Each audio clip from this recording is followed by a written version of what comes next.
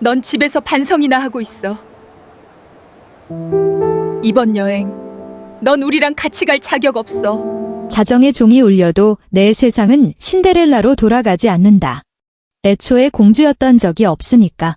나는 그저 호박마차 할부금을 갚기 위해 끊임없이 달려야 하는 기계일 뿐이다. 박 변호사님, M&A 최종 조건 확인됐습니다.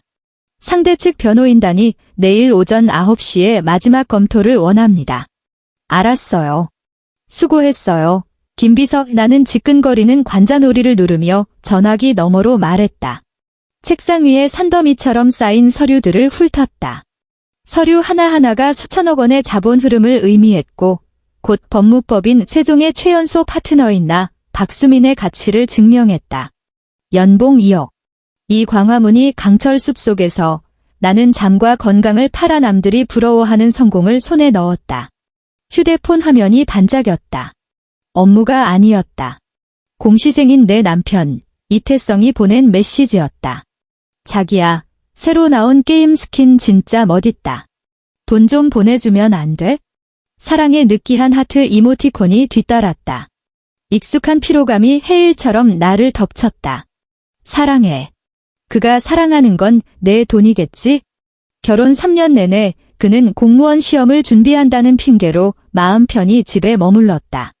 그의 하루는 게임, 잠, 그리고 다시 게임의 반복이었다. 나는 애써 모른 척하며 스스로를 위로했다. 남자는 성장할 시간이 필요한 법이라고, 시험에 합격만 하면 모든 게 나아질 거라고. 일산의 레이크 팰리스 주상복합 아파트로 돌아왔을 땐 새벽 2시가 다 된 시간이었다. 고요한 복도의 도어록의 전자음이 유난히 날카롭게 울렸다. 문을 열자 나를 맞이한 건 아수라장이었다. 배달 음식 상자들이 거실 테이블 위에 탑처럼 쌓여 치킨과 피자가 뒤섞인 시큼한 냄새를 풍겼고 게임기는 소파에 아무렇게나 던져져 있었다. 화면에는 유 루즈라는 글자가 깜빡이고 있었다. 이태성은 침대 위에 큰 대자로 뻗어 아기처럼 자고 있었다. 입에서는 희미한 코골이 소리가 새어나왔다. 오늘 하루 공부에 모든 심력을 다 쏟아부은 사람처럼. 나는 묵묵히 뒷정리를 시작했다. 쓰레기를 분리수거하고 테이블 위 기름때를 닦아냈다. 상당한 액수의 이 전셋집 보증금은 내 결혼 전 모아둔 돈과 은행 대출로 마련한 것이었고 매달 나가는 이자와 관리비 역시 내 통장에서 빠져나갔다. 하지만 이 집의 주인 행세를 하는 남자는 이곳을 그저 고급 PC방쯤으로 여기는 듯했다. 나는 곤히 잠든 그의 얼굴을 바라보았다. 한때 내 심장을 뛰게 했던 그 얼굴이 이제는 끝없는 공허함만을 안겨주었다. 나는 대체 무엇을 기대하고 있었던 걸까? 주말, 모처럼 야근이 없었지만 시어머니의 전화 한 통에 시댁으로 불려갔다. 그건 따뜻한 가족의 안부가 아니라 심판의 시작이었다. 수민아, 내 시아버지가 최근에 주식으로 또 돈을 좀 잃어서 말이다. 집 생활비가 좀 빠듯하네. 시어머니는 귀한 난초를 손질하며 무심하게 말했다. 네, 어머님. 이번 달 생활비는 이미 보내드렸어요. 나는 공손하게 대답했다. 그 푼돈으로 뭘 하라고? 요즘 물가가 얼마나 올랐는지 몰라. 그녀는 가위를 내려놓고 마침내 나를 똑바로 쳐다봤다. 그리고 지난번에 말했던 그 샤넬 가방 말이야. 내 친구들은 하나씩 다 있는데 나만 없어. 내 체면이 뭐가 되겠니? 옆에 앉아 경제 뉴스를 보던 시아버지가 고개도 들지 않고 거들었다. 맞아. 태성이가 집에서 힘들게 공부하는데 우리라도 스트레스를 덜어줘야지. 수민이 내가 능력이 좋으니 좀 더 보태는 게 당연하고. 나는 고개를 숙이고 무릎 위에 놓인 손을 꽉 움켜쥐었다. 내 연봉은 2억이지만 정작 내 옷장에는 30만 원이 넘는 옷 한 벌 없었다. 내 돈은 일부는 아파트 대출금을 갚는 데 쓰였고 일부는 시아버지가 주식시장에 쏟아부어 소리 소문 없이 사라졌으며 또 다른 일부는 계절마다 바뀌는 시어머니의 명품이 되었다. 나는 그것이 며느리의 효도이자 가정의 화목을 위한 준활유라고 믿었다. 알겠습니다, 어머님. 다음 주에 바로 사다 드릴게요. 내 목소리가 잔잔한 수면처럼 아무런 감정 없이 흘러나오는 것을 들었다. 진짜 폭풍은 그날 저녁 식사 자리에서 터졌다. 시어머니는 잔뜩 들뜬 목소리로 올해 설 연휴에는 온 가족이 하와이로 여행을 갈 것이라고 선포했다. 그녀는 이미 마우이 섬의 5성급 호텔을 봐두었고 시아버지는 그곳의 골프 코스를 알아보고 있었다. 그리고 이태성은 면세점을 향한 갈망으로 눈을 빛내고 있었다. 수민아, 이번 여행은 내가 좀 신경 써야겠다. 시어머니는 내 손을 툭툭 치며 거절을 용납하지 않는 말투로 말했다. 퍼스트 클래스랑 호텔 프레지덴셜 스위트룸, 예약은 다 내게 맡길게. 우리 가족은 최고의 것을 누려야지. 나는 잠시 멍해졌다. 어머님, 설 연휴에 정말 중요한 소송이 있어서 자리를 비우기가 어려울 것 같아요. 내가 반년 넘게 매달려온 다국적 소송으로 로펌의 명예와 내 커리어가 걸린 일이라고 설명하려 했다. 일. 넌 맨날 일밖에 모르는구나. 시어머니의 얼굴이 순식간에 굳어졌다. 가족이 함께하는 것보다 중요한 일이 어디 있어? 돈은 언제든 벌 수 있잖아. 넌 아내로서, 며느리로서 그따위로 행동하는 거니? 이태성도 옆에서 거들었다. 자기야, 며칠만 다녀오는 거잖아. 일은 다른 사람한테 좀 맡기면 되지? 우리 같이 여행 간 지도 오래됐잖아. 나는 그들의 당연하다는 듯한 얼굴을 보며 발끝에서부터 한기가 올라오는 것을 느꼈다. 그들 눈에 내 일과 내 커리어는 그들의 사치스러운 생활을 위한 현금 인출기에 불과했다. 내 존재의 이유는 그들의 욕망을 채워주기 위함이었다. 입을 열었지만 아무 말도 할 수 없었다. 반박해서 무엇하나. 매번 말다툼의 끝은 이기적이다, 철이 없다, 가정적이지 못하다는 비난과 함께 나의 항복으로 끝이 났다. 그래, 가라. 당신들이나 가. 나는 지쳤다. 더는 싸우고 싶지 않았다. 나는 묵묵히 그들을 위해 모든 것을 예약했다. 아시아나 항공 퍼스트 클래스, 포시즌스 호텔의 오션뷰 스위트룸, 심지어 미슐랭 레스토랑까지 미리 예약했다. 총 비용은 천문학적인 숫자가 되어 나를 짓눌렀다. 나는 스스로를 위안했다. 이게 마지막일 거라고. 그들이 돌아오고 태성이가 시험에 합격하면 모든 것이 제자리로 돌아갈 거라고.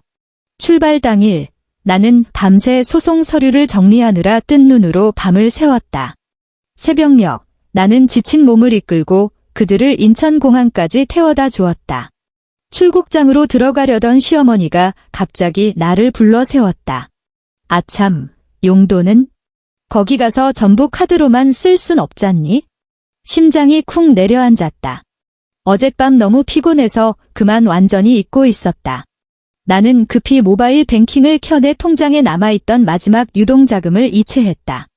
어머님, 우선 200만 원 보내드렸어요. 이걸로 충분하실 거예요. 시어머니는 휴대폰에 찍힌 입금 알림을 보더니 순식간에 표정이 험악해졌다. 200만 원. 너 지금 거지 동냥하듯 주는 거니? 내가 최소 300은 있어야 한다고 했지? 너 일부러 이러는 거지? 우리가 편하게 다녀오는 게 그렇게 싫어? 어머님, 통장에 정말 이것밖에 없어요. 남은 돈은 전부 항공권이랑 호텔비로 내 목소리에는 애원이 섞여 있었다. 내 알바 아니야. 연봉 2억이나 버는 애가 고작 300만 원이 없다는 게 말이 돼? 주기 싫은 거지. 너 같은 독한 년을 봤나? 시어머니의 목소리는 점점 더 날카로워졌고 주변 사람들이 힐끔거리기 시작했다. 이태성이 그녀의 팔을 잡아 끌며 짜증스럽게 말했다. 엄마, 됐어. 그냥 들어가. 늦겠어. 됐긴 뭐가 돼. 이건 그냥 못 넘어가. 시어머니는 그의 손을 뿌리치고 성큼성큼 내 앞으로 다가와 내 코앞에 손가락질하며 소리쳤다. 내가 돈 몇 푼 번다고 대단한 사람이라도 된 줄 알아? 똑똑히 들어. 우리 집에서 넌 그냥 돈 버는 기계야. 이런 사소한 일 하나 제대로 처리 못하는 게 어디서 며느리 행세야? 머릿속이 하얗게 비었고 귀가 윙윙거렸다. 내가 넋을 잃은 순간 날카로운 마찰음과 함께 왼쪽 뺨에 거센 충격이 가해졌다. 짝! 불이 번지는 듯한 통증이 순식간에 퍼져나갔다. 세상이 멈춘 것 같았다. 분노로 일그러진 시어머니의 얼굴, 무심하게 방관하는 시아버지의 눈빛, 그리고 내 남편 이태성의 눈에 스쳐 지나간 짜증과 일말의 동정심도 없는 표정이 보였다. 그리고 나를 지옥으로 떨어뜨린 한마디가 들려왔다. 넌 집에서 반성이나 하고 있어. 이번 여행, 넌 우리랑 같이 갈 자격 없어. 넌 우리 가족이 될 자격이 없다고. 그 말을 마친 그녀는 의기양양하게 돌아서서 시아버지의 팔짱을 끼고 그녀의 보물 같은 아들을 데리고 출국장으로 들어갔다. 마치 방금 성가신 파리 한 마리를 쫓아낸 것처럼. 나는 오가는 사람들로 붐비는 공항 로비에 홀로 서 있었다. 왼쪽 뺨은 불에 댄 듯 뜨거웠다. 주변의 시선이 바늘처럼 나를 찔렀다. 하지만 아무것도 느껴지지 않았다. 아무것도. 가족이 될 자격이 없다. 그래, 나는 단 한 번도 가족인 적이 없었다. 나는 그저 돈 버는 기계였다. 그 깨달음은 차가운 열쇠가 되어 내 마음속 어딘가에 먼지 쌓여있던 자물쇠를 찰칵 하고 열어젖혔다. 세상이 갑자기 비정상적으로 선명해졌다. 공항의 소음이 썰물처럼 빠져나가고 귓가에는 오직 그 날카로운 손찌검 소리만이 끝없이 울려 퍼졌다. 어떻게 인천공항을 빠져나왔는지, 어떻게 고속도로에 차를 올렸는지 기억나지 않는다. 손은 핸들을 쥔 채, 몸은 정교한 기계처럼 자동 운전을 하고 있었지만 내 영혼은 차 지붕 위를 떠다니며 박수민이라는 이름의 이 우스꽝스러운 여자를 차갑게 내려다보고 있었다. 뺨의 통증은 이미 무감각해졌지만 마음속 어딘가는 이 따귀 한 대로 산산조각이 나 깊이를 알 수 없는 균열이 생긴 듯 했다. 가정의 화목을 위해서 그는 아직 철이 없어서 시험에 합격만 하면 괜찮아질 거야. 나를 마비시키는데 사용했던 모든 변명들이 지금 이 순간 가장 날카로운 조롱이 되어 머릿속을 맴돌았다. 나는 집으로 가지 않았다. 내 피땀으로 쌓아 올린 그 차가운 집으로. 내 차는 서울 시내를 정처 없이 헤매다 마침내 귀신에 홀린 듯 어느 낡은 동네 골목 어귀에 멈춰섰다. 골목 깊숙한 곳, 눈에 띄지 않는 작은 국수집이 있었다. 간판의 글씨는 빛이 발해 등별내 손칼국수라고 쓰여 있었다. 내 부모님이 운영하는 가게였다. 나는 차에서 내리지 않고 운전석에 조용히 앉아 가게 안에 희미하고 따뜻한 불빛을 바라보았다. 김이 서린 유리창 너머로 희끗희끗한 머리의 아버지가 등을 구부정하게 굽힌 채 힘겹게 반죽을 치대는 모습이 보였다. 이마에는 땀방울이 송골송골 맺혀 있었다. 어머니는 뜨거운 김이 피어오르는 솥 앞에서 분주하게 움직였다. 그녀는 낡은 행주를 조심스럽게 여러 번 접어 뜨거운 냄비 손잡이를 감쌌다. 데일까 봐. 어머니가 입은 빛바랜 앞치마는 내가 대학생 때 생신 선물로 사들인 것이었다. 두 분은 나를 로스쿨까지 보내기 위해 유일한 집을 팔고 이 국수집 위 작은 다락방으로 이사하셨다. 변호사가 된 후 나는 몇 번이고 더 큰 집으로 모시고 힘든 국수집은 그만두고 편히 쉬시게 하고 싶었다. 하지만 부모님은 늘 웃으며 거절하셨다. 평생 일만 했는데 쉬면 병나. 그리고 너 이제 막 결혼해서 돈 쓸 때도 많을 텐데 우리 걱정은 마라. 나는 부모님이 잘 지내신다고 믿었다. 매달 보내드리는 생활비의 두 분은 항상 충분해. 아직 많이 남았다고 말씀하셨다. 하지만 이제 나는 진실을 보았다. 잔돈을 거슬러주는 어머니의 늘 물에 다 붉게 붓고 변형된 손을 보았다. 손님이 떠난 후 아버지가 손님이 손대지 않은 김치를 조심스럽게 따로 챙겨두는 것을 보았다. 당신이 드시려고. 두 분이 칼국수 한 그릇을 나눠 드시며 그릇에 담긴 몇 점 안 되는 고기를 서로에게 양보하는 모습을 보았다. 그런데 나는 내가 번 돈으로 나를 기계 취급하는 기생충들을 위해 하와이행 퍼스트 클래스와 5성급 호텔 비용을 지불했다. 나는 내 부모님이 아끼고 아껴 모은 피땀으로 얻어낸 내 미래를 그들의 채워지지 않는 허영과 탐욕을 메우는 데 썼다. 그 순간 내 안에 무언가가 완전히 무너져 내렸다. 눈물이 터진 댐처럼 예고 없이 쏟아져 나왔다. 나는 핸들 위에 엎드려 소리가 새어나가지 않도록 입술을 깨물었다. 억울함도 분노도 아니었다. 뼛속까지 파고드는 나 자신에 대한 증오였다. 나의 어리석음이, 나의 나약함이 지난 3년간 기꺼이 스스로를 속여온 내가 증오스러웠다. 얼마나 울었을까? 차창바퀴 짙은 남색에서 동틀녘의 잿빛으로 변할 때까지, 눈물이 마르고 목소리가 나오지 않을 때까지. 나는 고개를 들었다. 거울 속에는 두 눈이 퉁퉁 붓고 초췌한 여자가 있었다. 그리고 나는 웃었다. 새벽빛 속에서 섬뜩하게까지 보이는 기괴한 미소였다. 끝났다. 모든 걸 끝내야 할 시간이었다. 나는 시동을 걸고 차를 돌려 그 소위 집이라는 곳으로 향했다. 내 발걸음에는 더 이상 망설임이나 피로가 없었다. 그 대신 전례 없는 냉정과 결의가 자리 잡고 있었다. 아무도 없는 아파트로 돌아와 내가 가장 먼저 한 일은 짐을 싸거나 우는 것이 아니었다. 나는 소파에 앉아 휴대폰을 들었다. 화면에는 하와이에 도착한 이태성이 푸른 바다와 하늘을 배경으로 자랑하듯 보낸 사진이 떠 있었다. 배경에는 나의 고귀한 시어머니가 선글라스를 낀 채 카메라를 향해 V자를 그리고 있었다. 참 좋으시겠네. 마음껏 즐기시길. 나는 은행 앱을 열어 카드 관리 페이지로 들어갔다. 이태성이 쓰던 가족카드, 한도는 월 5천만 원으로 거의 제한이 없었다. 당장 분실 신고를 해서 그들을 이국 땅에서 무일푼으로 만들 수도 있었다. 하지만 그건 너무 값싼 복수였다.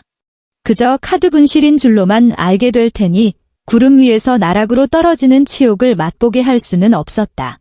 내가 원하는 건 정밀하고 심장을 꿰뚫는 복수였다. 나는 한도 변경 옵션을 찾았다. 손가락으로 화면을 가볍게 터치해 그 눈부신 숫자를 지우고 새로운 숫자를 입력했다. 10,000원. 달러로 환산하면 8달러도 채 안 되는 돈의 하와이 편의점에서 가장 싼 생수 한 병은 살 수 있을 것이다. 모든 것을 마친 나는 천근만근의 짐을 내려놓은 듯 긴 한숨을 내쉬었다. 휴대폰을 무음으로 바꾸고 소파에 던져둔 뒤 욕실로 들어가 샤워기를 틀었다. 뜨거운 물줄기가 내 몸을 씻어내렸고 이미 통증조차 느껴지지 않는 뺨의 손자국도 함께 씻어내렸다. 거울 속 내 눈빛은 맑고 차가웠다. 박수민 변호사, 돌아온 걸 환영해. 이어진 2시간 동안 나는 냉정한 전사처럼 나의 전장을 정리했다. 나는 이태성의 모든 옷, 게임기, 피규어, 그리고 그의 부모님이 우리 집에 맡겨둔 골프채와 명품 가방들을 전부 싸서 현관 앞에 쌓아두었다. 그리고 24시간 열쇠 교체 업체에 연락했다. 날카로운 전동 드릴 소리와 함께 낡은 잠금 장치가 해체될 때 나는 지난 3년의 내 인생도 함께 버려지는 기분이었다. 모든 준비가 끝났다. 나는 따뜻한 차 한 잔을 타서 텅 빈 거실에 앉아 조용히 기다렸다. 태평양 건너편에서 곧 상연될 그 멋진 쇼를. 기다림은 그리 길지 않았다. 현지 시간으로 오후, 한국 시간으로는 오전이 되자 내 휴대폰이 미친 듯이 진동하기 시작했다. 화면에 뜬 사랑하는 남편이라는 내가 직접 설정한 이름이 이토록 역겨울 수가 없었다. 나는 받지 않았다. 전화가 끊기고 분노에 찬 문자가 날아왔다. 박수민, 너 지금 뭐 하는 짓이야? 나는 그가 길길이 날뛰는 모습이 눈에 선했다. 아마 면세점에서 최신형 롤렉스 시계를 고르거나 샤넬 매장에서 그의 소중한 어머니가 꿈에 그리던 가방을 손에 넣은 후 수많은 사람들 앞에서 그 전능했던 블랙카드를 내밀었다가 점원의 차가운 쌀이 디클라인드 한마디를 들었겠지. 곧바로 2번째 문자가 왔다. 엄마가 여기서 카드 단말기 고장 났다고 난리치고 계셔. 빨리 은행 시스템 문제인지 확인해봐. 창피해 죽겠어. 나는 피식 웃음이 나왔다. 나의 시어머니, 늘 품위를 입에 달고 살던 그 여자는 지금쯤 가장 의기양양한 억지 수법으로 무고한 직원을 탓하며 그녀의 가련한 자존심을 지키려 애쓰고 있겠지. 전화가 다시 울렸다. 이번에는 통화 버튼을 누르고 녹음 기능을 켰다. 야, 박수민. 너 죽었어? 왜 전화를 안 받아? 이태성의 고함이 수화기를 뚫고 나와 귀를 때렸다. 카드에 무슨 짓을 한 거야? 당장 한도 원래대로 돌려놔. 지금. 당장. 나는 아무 말 없이 조용히 듣고만 있었다. 그의 무능한 분노를, 배경에서 들려오는 시어머니의 날카로운 고함과 주변 사람들의 희미한 수군거림을. 내 말 안 들려? 명령이야. 나는 그가 말을 잇도록 내버려 두지 않았다. 나는 평온하게 전화를 끊고 그를 차단했다. 세상이 고요해졌다. 나는 찻잔을 들고 창가로 걸어갔다. 창밖은 햇살이 눈부셨다. 나의 반격, 첫날이었다. 나는 휴대폰 화면에 찍힌 부재중 전화 208통이라는 선명한 숫자를 아무런 감정 없이 바라보았다. 이건 시작에 불과했다. 노트북을 켜고 새 문서를 열었다. 그리고 인터넷 뱅킹에 접속해 방대한 작업을 시작했다. 지난 3년간 이태성과 그의 부모에게 이체한 모든 내역을 하나하나 전부 다운받았다. 돈이 쓰인 모든 용도를 명확하게 기록했다. 2021년 3월 이태성 최신형 게임용 컴퓨터 구매, 비용 400만 원. 2021년 9월 시아버지 주식 투자 손실금 변제, 비용 3천만 원. 2022년 1월 시어머니 설비 및 에르메스 버킨백, 비용 2,500만 원. 2022년 5월 이태성 시험 스트레스 해소를 위한 유럽 여행, 비용 1,500만 원. 한 건 한 건, 한 줄 한 줄 끔찍할 정도로 선명했다. 이건 가족 간의 지원이 아니었다. 명백히 3년간 이어진 대담한 갈취였다. 엑셀 시트 하단에 자동으로 합산된 천문학적인 숫자를 보며 내가 세상에서 가장 큰 바보였다는 것을 깨달았다. 이 목록을 정리한 후 나는 로펌의 내부 양식 보관함을 열어 수많은 절망한 아내들을 위해 내가 직접 작성했던 그 서류를 찾아냈다. 이혼 합의서. 나는 침착하게 양측의 정보를 기입하고 재산 분할 항목에 명확히 기재했다. 혼인 기간 중 공동 형성 재산 없음. 일산 소재 아파트는 여측의 혼전 재산으로 전세 보증금을 지불하였고 혼인 기간 중 발생한 대출 이자 역시 여측의 개인 소득으로 상환하였으므로 남측은 분할을 요구할 권리가 없음. 혼인 기간 중 남측 및 그 가족에게 증여한 모든 고액 자산에 대해 여측은 반환 청구권을 보유함. 마지막으로 여측 서명란에 나는 한 획 한 획 힘주어 박수민 세 글자를 썼다. 서명한 서류를 스캔하고 방금 완성한 수십 페이지에 달하는 엑셀 파일과 함께 메일 첨부 파일에 추가했다. 메일의 제목은 이렇게 썼다. 이혼 합의서. 그리고 그 엑셀 파일의 이름은 이렇게 바꿨다. 기생충 박멸 계획. 수신인 이태성. 보내기 버튼을 누르는 순간 전례 없는 해방감을 느꼈다. 이건 충동적인 복수가 아니었다. 오래전부터 계획된 심판이었다. 그리고 나는 원고이자 판사였다. 메일 발송 성공 알림음이 울리자마자 내 휴대폰이 또다시 끈질기게 울리기 시작했다. 이번에는 낯선 국제전화 번호였다. 이태성이 호텔 전화로 건 것이리라. 나는 전화가 저절로 끊길 때까지 그대로 두었다. 곧 새로운 문자 메시지가 쏟아져 들어왔다. 어조는 분노에서 당혹감으로 바뀌어 있었다. 무슨 뜻이야? 이혼. 너 미쳤어. 박수민, 장난치지 마. 빨리 메일 발송 취소해. 나는 답장하지 않았다. 그들의 진짜 악몽은 이제 막 시작되었을 뿐이라는 것을 알았다. 신용카드가 막힌 건 그저 체면을 구긴 것뿐이다. 무일푼이 되어 비싼 호텔 비용을 감당할 수 없게 되어야만 그들은 비로소 현실이라는 것을 체감하게 될 것이다. 아니나 다를까 다음 날 오전 이태성의 문자 내용은 완전히 달라져 있었다. 호텔에서 쫓겨났어. 반값을 못 내서. 지금은 더럽고 지저분한 싸구려 모텔에 와 있는데 여긴 뜨거운 물도 안 나와. 아버지가 길거리 음식 드시고 지금 토하고 설사하고 난리야? 급성 장염 같아. 나는 문자를 보며 그들의 처참한 꼴을 상상했다. 평생 격식을 따지던 시아버지는 지금쯤 곰팡내 나는 침대에 누워 끙끙 앓고 있겠지. 명품을 목숨처럼 여기던 시어머니는 혐오스러운 표정으로 기름진 테이블을 휴지로 닦고 있을 것이다. 참으로 절묘한 풍자화였다. 병원에 가라고? 하와이의 의료비는 보험 없는 관광객에게는 천문학적인 금액이다. 내 카드가 없으면 그들은 접수비조차 낼 수 없을 것이다. 수민아, 제발 부탁이야. 호텔비라도 먼저 내줘. 최소한 아버지 병원이라도 가게. 병원비는 내가 나중에 꼭 갚을게. 나중에 갚는다고? 이태성, 넌 뭘로 갚을 건데? 게임에서 딴 사이버 머니로? 나는 여전히 침묵했다. 나의 침묵은 그들을 무너뜨릴 마지막 지푸라기였다. 전화와 문자 폭탄은 더욱 거세졌고 그 빈도는 내 휴대폰을 터뜨릴 기세였다. 대충 훑어보니 어제부터 오늘까지 부재중 전화가 이미 200통을 넘어서고 있었다. 208통, 참으로 상서로운 숫자였다.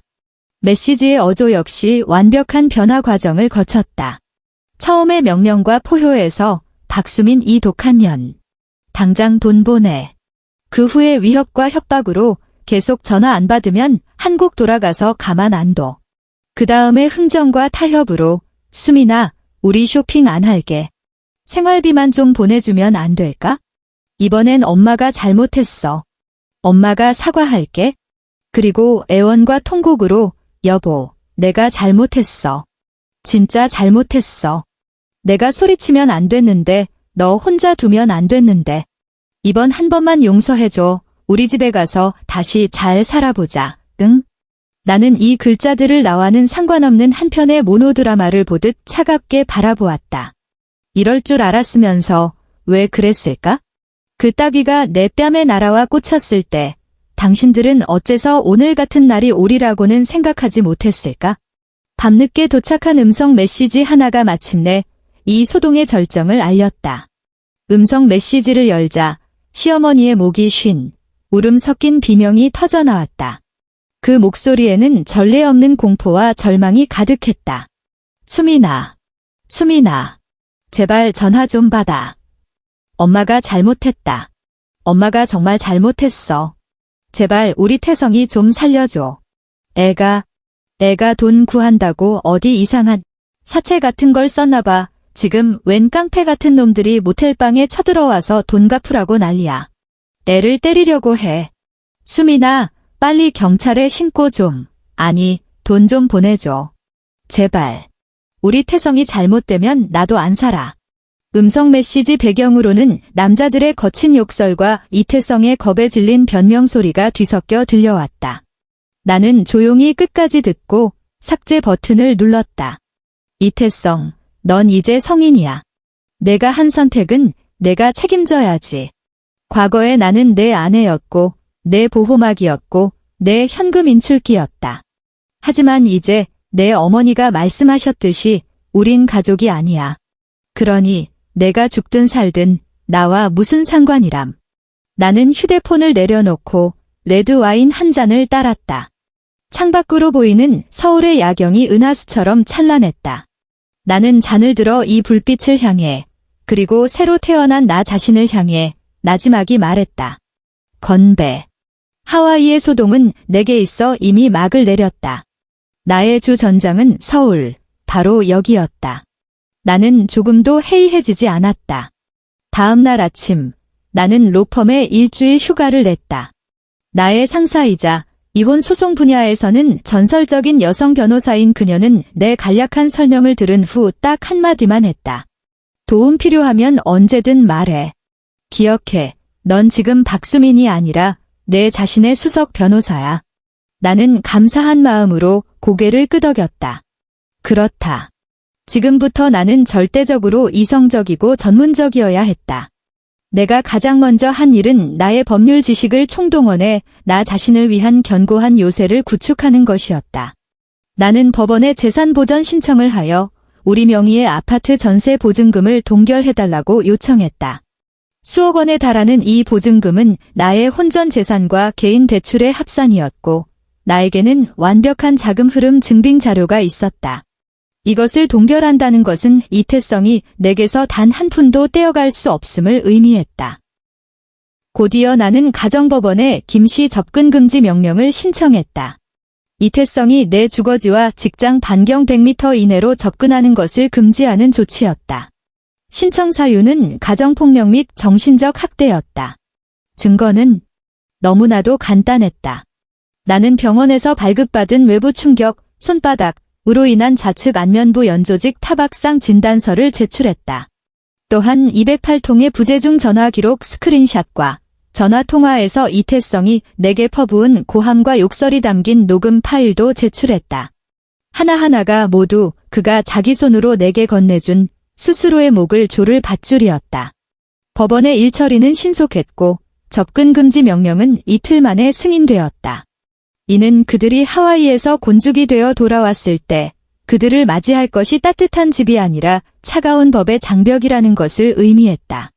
이 모든 것을 처리하고 나서야 나는 비로소 내가 싸놓은 그들의 짐을 처리할 시간이 생겼다.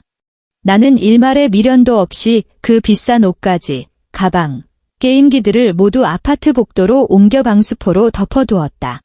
그리고 아파트 관리사무소에 전화해 이 집에 남성 거주자가 이사했으며 법원의 접근 금지 명령서 사본을 보여주며 관계자 외에는 해당 층으로 출입시키지 말아달라고 협조를 구했다.